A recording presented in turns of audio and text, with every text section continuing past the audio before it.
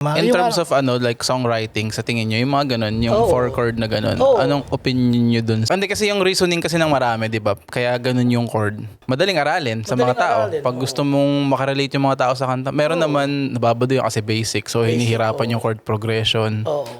Yung chord, yung pattern na yun, talagang widely used eh. Kahit sa Bruno Mars, ginagamit yun eh. Kumbaga parang, siya, basic na basic, pero ang daming gumagamit. Kasi siguro ang daming melody mong magagamit eh, doon sa mismong pattern na yun eh. Hindi porket komplikado or uncommon ay hindi na pwede sa masa. Minsan kasi parang napapansin ko lalo sa panahon ngayon, lahat na i-shortcut, parang wala ng effort. Halimbawa ito, beer, 'di ba? Itchy Worms. Ba 'yon? Itchy Worms o Sponge ko? Itchy Worms, 'di ba? Yan kanta yan ng panglasingan, 'di ba? Masa. Sobrang sikat, pero grabe ang mga korde niyan. Ang chord structure. Hindi mo makapayan ng ganun-ganun lang.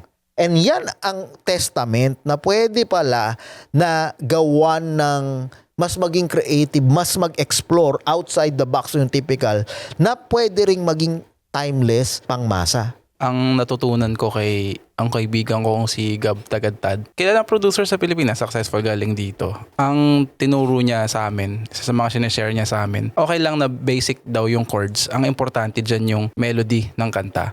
Kasi kahit 4-chord yan, ang magpapapredict sa'yo sa kanta, kaya minsan napipredict mo yung chords niya, kapag yung melody ng kanta katunog lang ng chord progression. Para sa akin kasi, up to so much, ang melody, kailangan talaga nakaposte yan doon sa chord progression. And kung tamad ka sa chord progression mo kasi laging nakakahon ka lang doon sa 3-chord, 4-chord na yon, malilimita ang melody na maiisip mo na hindi kailangan maging komplikado.